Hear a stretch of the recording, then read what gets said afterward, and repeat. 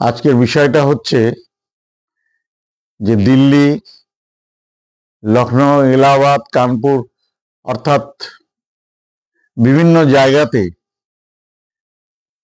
যারা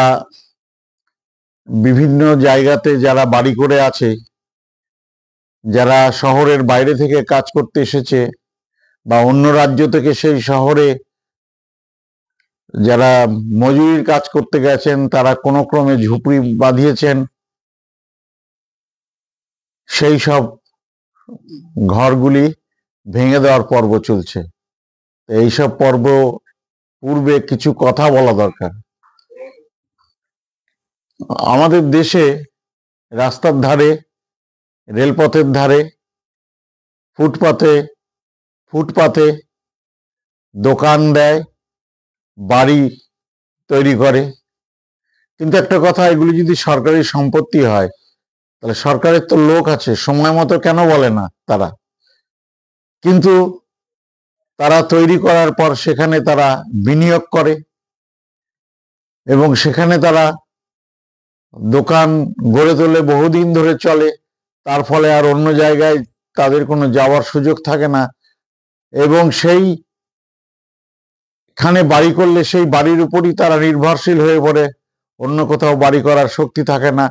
সামান্য যা রোজগার করে তা দিয়ে তিলে তিলে সেখানে সংসার গড়ে তোলে। আর তেমনি ফুটপাতের দোকানেও ধীরে ধীরে ধীরে ধীরে দোকানটা থেকে যাতে রোজগার বাড়ে, তার জন্য একটু একটু করে দোকানটাকে বাড়িয়ে তোলে। কিন্তু একদিন দেখা যায় হঠাৎ হল্লা গাড়ি এসে, আজকাল হল্লা গাড়ির সঙ্গে সঙ্গে বুলডোজার আসে, বুলডোজার এসে সব ভেঙে দেয়, তছনছ করে দেয়। একটি কথা হচ্ছে, সরকারি জায়গা সেখানে তাদের প্রথম থেকেই ব্যবস্থা করা উচিত ছিল যে বসতে না দেওয়া। আর একটি কথা হচ্ছে, এরা তো এমনি এমনি বসে না, দেশে কাজ পায় না বলে বড় শহরে কাজে যায়, সেখানে তাদের জায়গা নিয়ে বাড়ি করার ক্ষমতা নেই বা বাড়ি ভাড়া করে করার ক্ষমতা নাই। কাজে কয়েকজন সাহস করে যখন কোনো সরকারি জায়গায় খালি জায়গা পড়ে থাকে, দিনের পর দিন হয়তো কোনো প্রকল্পের জন্য রাখা আছে, সেখানে বাড়ি করে বসে তারা। বাড়ি করে অস্থায়ী, অর্থাৎ যাকে বলে টেম্পোরারি শেড তৈরি করে তারা। তারপরে সেখানে ধীরে ধীরে একটু বেড়া টেড়া লাগিয়ে ঠিক করে একটু বাড়ির মতো চেহারা করে নেয়। তো সরকারের তো দায়িত্ব আছে তাদেরকে কাজ দেওয়ার এবং মানুষকে মাথা গোঁজার ঠাঁই দেওয়ার। স্বাধীনতার তো আজকে 47 থেকে 2025-এ আমরা এসে পৌঁছেছি। কত বছর? তো কাজেই বলতে হবে যে, এবং উচ্ছেদ হয়, যে উচ্ছেদগুলি হয়, উচ্ছেদের কারণগুলি হচ্ছে সেই সরকারি জায়গাটা যদি বহুতল নির্মাণের জন্য কোনো প্রমোটরকে দেওয়া হয় এবং সেই প্রমোটর বাড়ি তৈরি করলে সেখানে সরকার ভাড়া দিতে পারবে বা কোনো কর্পোরেটদের বা ধনীদের সেখানে দপ্তর করার সুযোগ দিতে পারবে। এবং যারাও বহুতল করছে এবং নিন্দুকেরা বলে যে এই সব জায়গাতে যখন এলাকা ভেঙে ঘর দরজা ভেঙে ফেলা হয়, তার কারণটা হচ্ছে যে এখানে তাদের একটা লেনদেন হয়, নিন্দুকেরা বলে, এবং সেই জন্য ভাঙা হয় এবং সেই জন্য ভাঙা চলছে বলছে যারা সমাজ মাধ্যমে যারা ছবি পাঠাচ্ছেন এবং খবর পাঠাচ্ছেন, তাতে এই বিষয়টা জানা যাচ্ছে।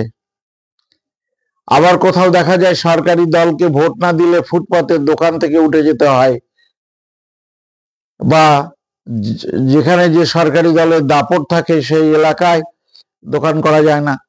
আবার কখনো দেখা যায় যে বিদেশি রাষ্ট্রপতি আসলে চলে যেতে হয়। যে যত বড় ধনী দেশের রাষ্ট্রপতি আসবে বা রাষ্ট্রপ্রধানমন্ত্রী আসলে তত বেশি উচ্ছেদ হবে। আমরা জানি আহমেদাবাদে ঢেকে দেওয়া হয়েছিল, গুজরাটের বিভিন্ন শহরে আমেরিকান রাষ্ট্রপতি আসার জন্য ঢেকে দেওয়া হয়েছিল টিন দিয়ে, যাতে দেখতে না পান।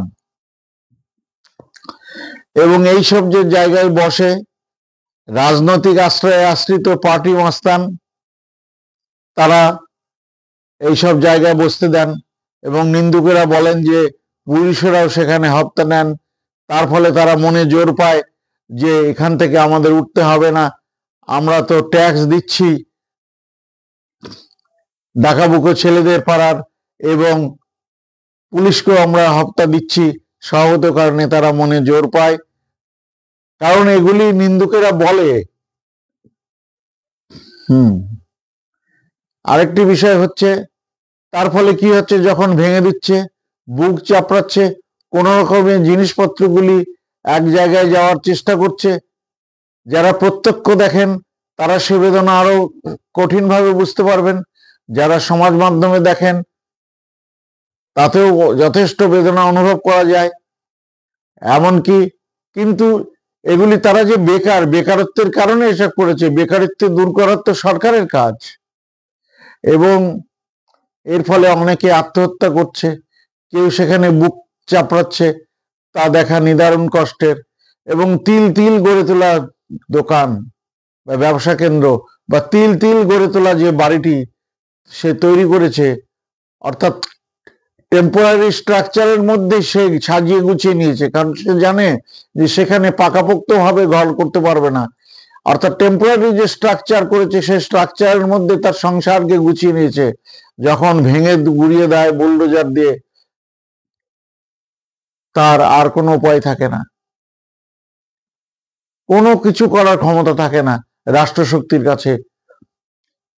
এবং শুধু তাই নয়, এর সঙ্গে ভাড়াটে গুন্ডারা পর্যন্ত আসে শাসক দলের এইসব তুলে দেওয়ার জন্য, এবং অনেকে আত্মহত্যা পর্যন্ত করে। কিন্তু সেই আত্মহত্যা এই কারণে যে আত্মহত্যা বলে কিন্তু প্রকাশিত হয় না বা নথিভুক্ত হয় না ক্রাইমস রিপোর্টে। বেকারত্ব আছে বলে সরকারের দায়িত্ব, তাহলে শহরতলিতে সরকারের পরিকল্পনা গ্রহণ করা উচিত, সিদ্ধান্ত গ্রহণ করা উচিত। যেসব জায়গাতে কারখানা আছে, অফিস আছে, জনসমাগম আছে, বাজার আছে, সেই সব জায়গায় যেসব দোকানে খাবারের দোকান সহ যেসব দোকান হওয়া উচিত তা বিধিবদ্ধভাবে তৈরি করে তা সেইখানে যারা অপেক্ষাকৃত দরিদ্র তাদেরকে সেখানে জায়গা দেওয়া উচিত। তাহলেও তো কিছু বেকারত্বের অবসান হয়। এইভাবে মাঝে মাঝে সর্বস্ব হারিয়ে ফুটপাতের দোকান বা সরকারি জায়গায় গড়ে তোলা অস্থায়ী স্ট্রাকচারের বাড়িটা ভেঙে দেওয়ার যে নির্মম করুণ দৃশ্য, তা মানুষকে দেখতে হয় না, আর যারা করে তাদেরকে সইতে হয় না। পশ্চিমবঙ্গের কিছুকাল আগে এইভাবে কলকাতায় ভাঙা হয়েছিল, কিন্তু আবার এখন কলকাতা গেলে দেখতে পাবেন কোন জাদু বলে আবার সে দোকান গজিয়ে উঠেছে ফুটপাতে।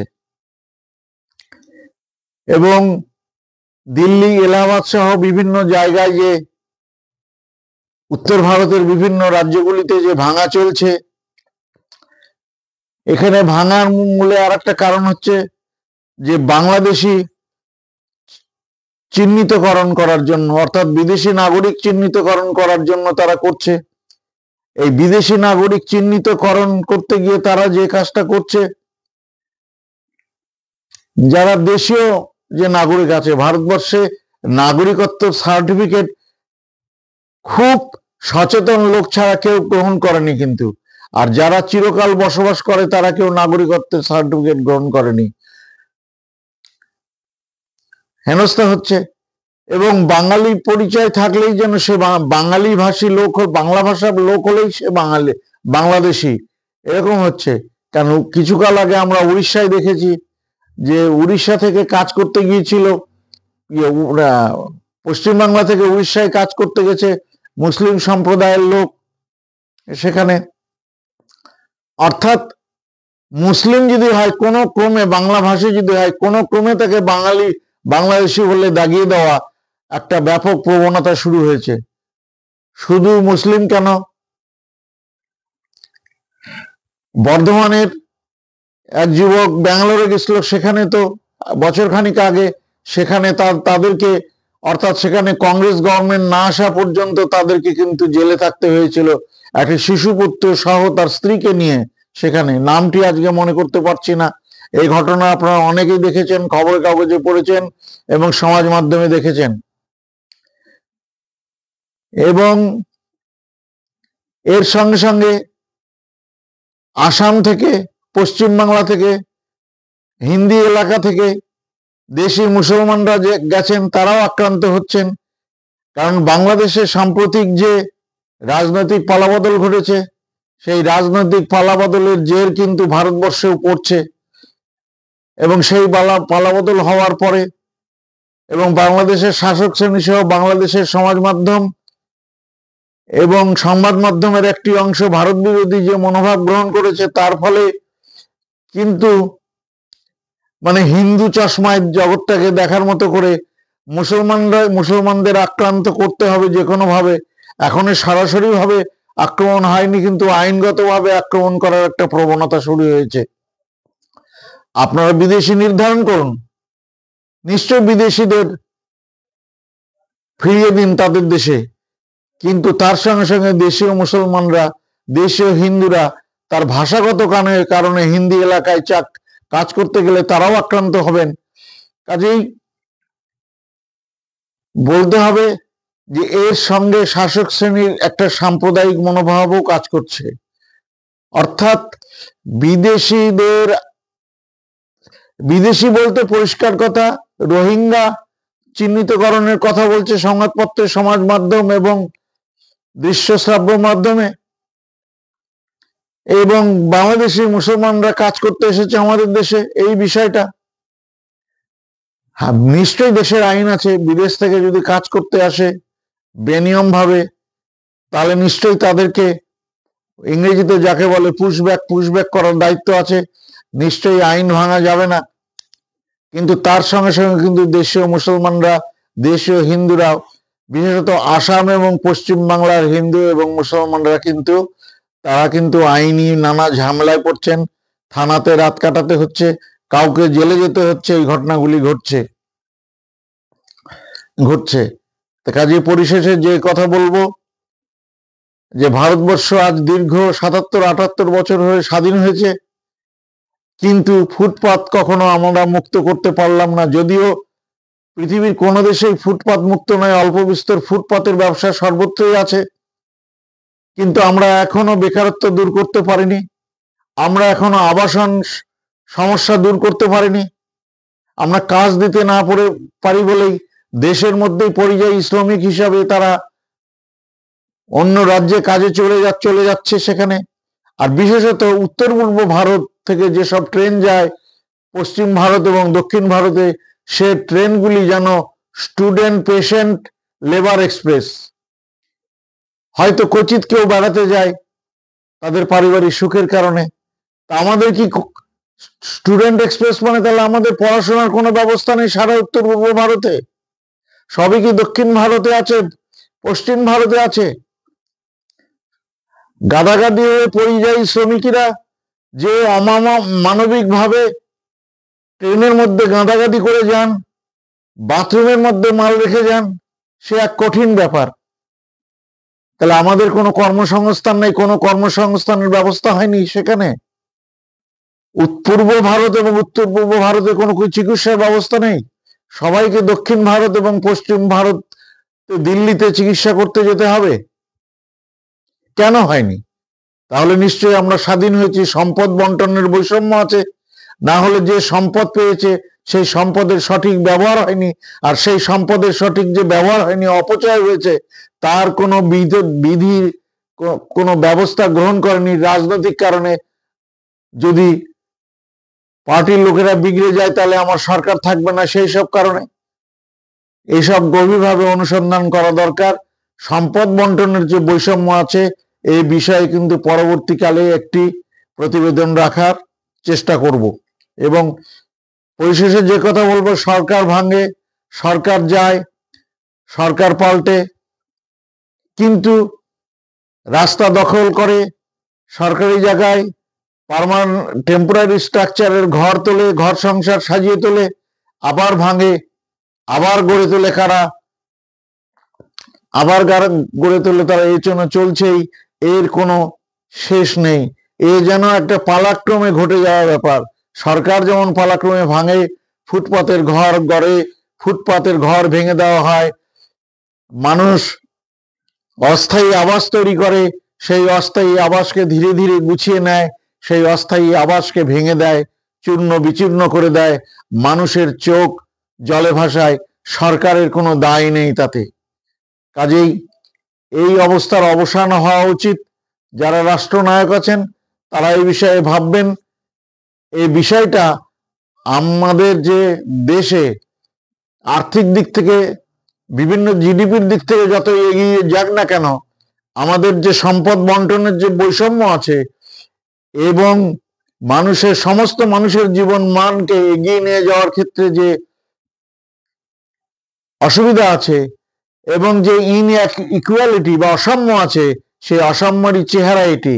আমরা মনে করব রাজনৈতিক দলগুলি এবং শাসক রাজনৈতিক নেতৃত্ব এর অবসান ঘটাবেন এবং কর্মসূচি গ্রহণ করবেন, এই প্রত্যাশা রাখি। না যদি গ্রহণ করেন, বিরোধীরা আন্দোলনের কর্মসূচি গ্রহণ করবেন এবং তারা রাজনৈতিক পরিবর্তন এবং পালা বদলের মধ্যে দিয়ে তারা এই নতুন যুগ আনবেন এবং মানুষের এই দুঃখ দুর্দশাগুলি ঘোচাবেন। এই প্রত্যাশা রেখে সকলকে অভিনন্দন জানিয়ে কথা শেষ করছি। প্রতিবেদন পছন্দ হলে মতামত দেবেন এবং আর আলোচনা দীর্ঘায়িত করতে চাই না। নমস্কার, আপনারা ভালো থাকবেন।